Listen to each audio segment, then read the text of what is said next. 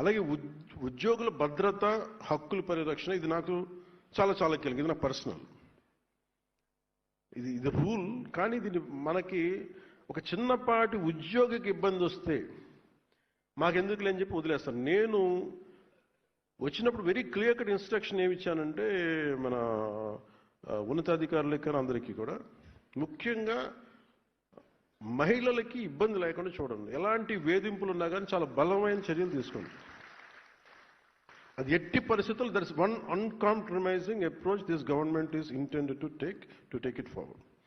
రెండు, ఎవరి మీదైనా సరే ఎనీ పొలిటికల్ కావచ్చు, మిగతా వాళ్ళు కావచ్చు, వారి మీద దాడి జరిగితే మటుకు మీరు స్పేర్ చేసేది లేదని చాలా క్లియర్ కట్గా చెప్పాం. ఉద్యోగుల భద్రత, వారి హక్కుల పరిరక్షణ బాధ్యతని భుజస్కంధాలపైకి మేము చాలా బలంగా ఎత్తుకున్నాం.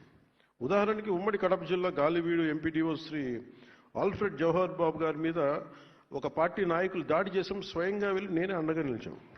ఇది ఎందుకు చేశామంటే, ఇది మా మినిస్ట్రీ కింద ఉన్నప్పుడు, సంబంధిత శాఖ మంత్రిగా ఉన్నప్పుడు మా పర్యవేక్షణలో ఉన్న అధికారి మీద మీరు పల్లెత్తు ఒక మాట అన్నా కానీ we will take it very serious. We will not gone spare anybody.